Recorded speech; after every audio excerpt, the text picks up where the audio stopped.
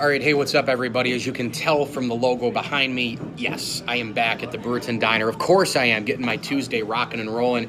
I've got the French toast coming with bacon and a scrambled egg. Can't wait for that. Try that. Try the Brewerton Benedict. Try all their lunch menu items as well. The Philly steak, the Reuben, the Hero, you name it, the Brewerton Diner, getting it done.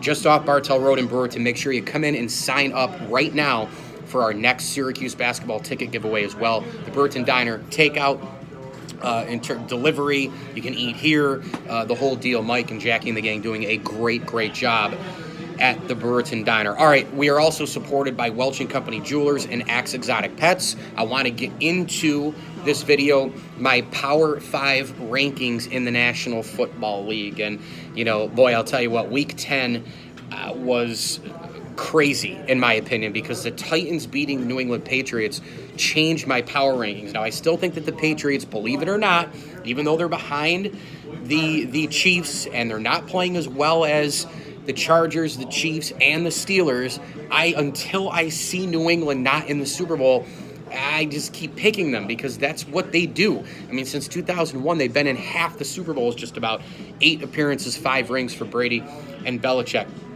Having said that, I think that loss against the Titans, they were really exposed. Defense looked really brutal in the middle of the field, which is shocking because that's an area that Bill Belichick never gives up.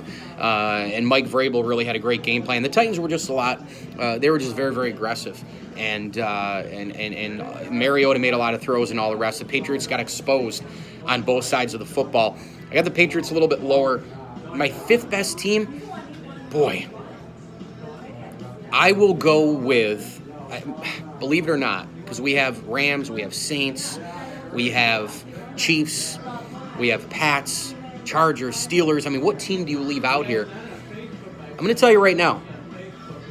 I'm going to go with the Chargers at number 5. I think that they're playing all phases of the game a little bit better than the Pittsburgh Steelers. I like their defense better than Pittsburgh. They can get to the quarterback. Phillip Rivers, I think, is a Hall of Famer.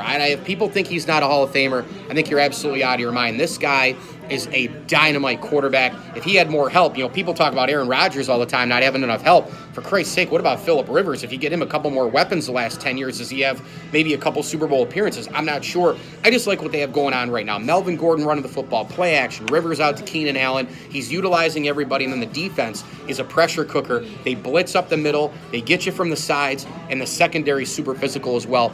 I'm going LA Chargers at number 5. My 4th best team in the NFL. I'm going to take the New England Patriots in this spot. Normally they'd be at number 2 or 3, or they'd certainly be at 1 in the AFC, but after this past weekend, I got to bump them down to number 4.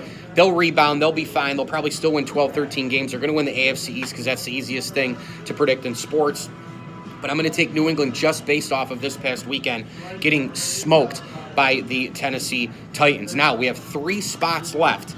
What am I going to do with these? Well, they're going to the following 3 teams, Saints, Rams, and Chiefs. But what order? Rolling them out.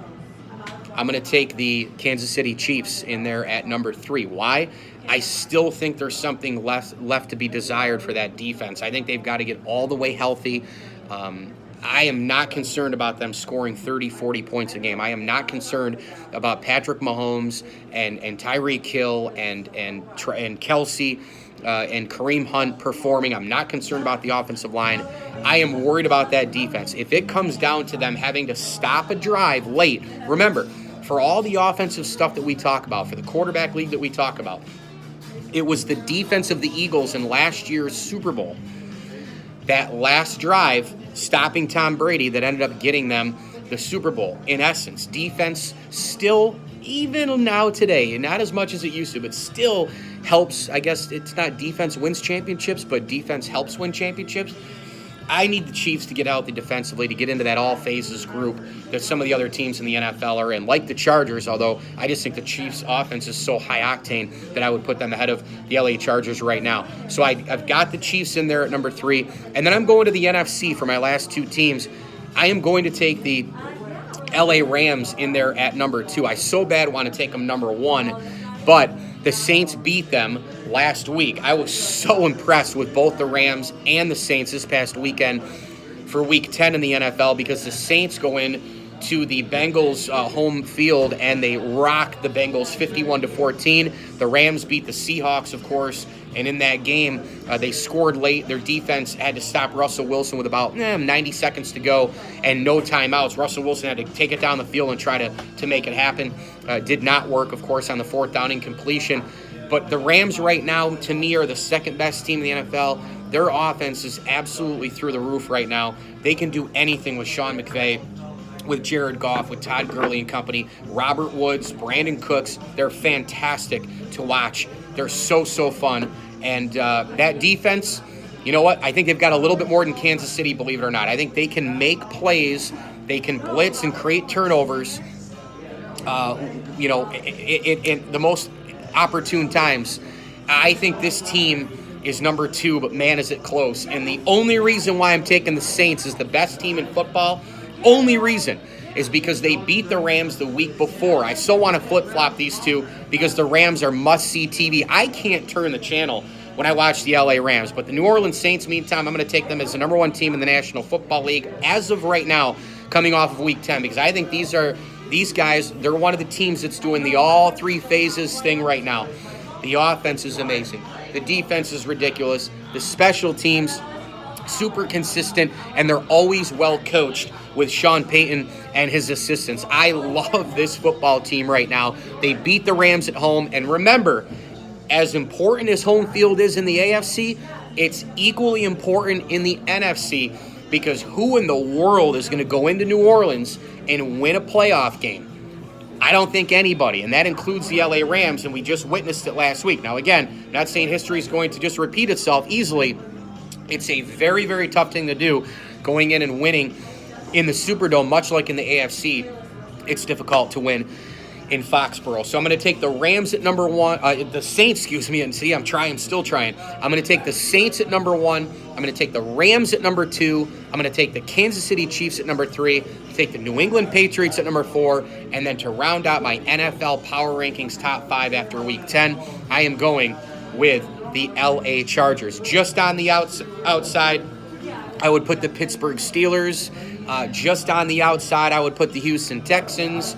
Just on the outside, despite the fact that they got drubbed on Thursday Night Football by Big Ben and those aforementioned Steelers, probably would put the Panthers.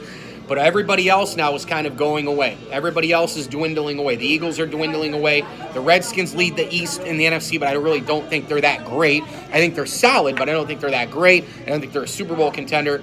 The Seahawks are going to start to dwindle away. The Eagles are dwindling away. The Falcons are dwindling away. All these teams are starting to dwindle away. The Dolphins are going to dwindle away here in the AFC. You're going to see a lot of teams dwindling away. The Jaguars are dead. We know the Bills, Jets, Raiders are dead. There's just a lot of teams now. Separation in Week 10 in the NFL. I'm getting out of here because of this. Look at this. I just got this right here, brought to my table. This is a French toast breakfast with the unbelievable bacon that they've got here, the Niski bacon and a scrambled egg here at the Brewerton Diner. Make sure you try awesome items like this, plus the Brewerton Benedict, or you can come in for lunch and get a Philly steak, a Hero, their famous Reuben. They've got it all. The grilled cheeses to die for as well. So get to the Brewerton Diner just off of the Bartell Road exit in Brewerton, right in the plaza to the left when you turn off. It's got a great atmosphere as well. They've got the TVs. Mike, Jackie, and the gang doing an awesome job. The staff here is top-notch. Get to the Brewerton Diner. We are also supported by Timberbanks Golf Club and Wagurski Law Firm. Hit me on Twitter at Mike L Sports. Thanks for watching 9 Minutes with me, Mike Lindsley, on IGTV, YouTube, and Facebook. As I always tell you, enjoy the games.